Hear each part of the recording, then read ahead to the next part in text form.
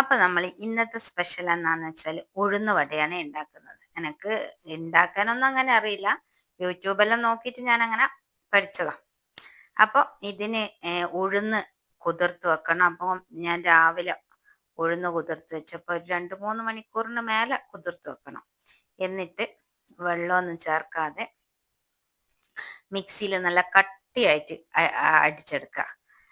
ലൂസായി കഴിഞ്ഞാൽ നമുക്ക് ഇത് വട ഉണ്ടാക്കുമ്പോൾ കിട്ടൂല.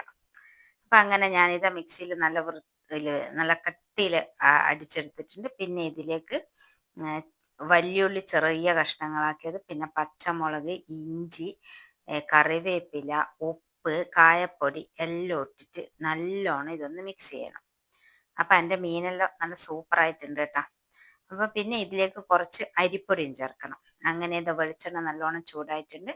അങ്ങനെ ഈ മിക്സ് ചെയ്ത ഉഴുന്ന് കൈയിൻ്റെ അടിയിൽ വെച്ച് കുറച്ച് വെള്ളം ചേർത്ത് കൈയിൻ്റെ അടിയിൽ വെച്ച് ഒരു ഹോൾസ് ഇട്ട് നല്ല ചൂടായ എണ്ണയിൽ മൊരിച്ചെടുക്കാം. അപ്പം അങ്ങനെ ഇതെൻ്റെ നല്ല സൂപ്പർ ഉഴുന്ന് വട റെഡി ആയിട്ടുണ്ട്.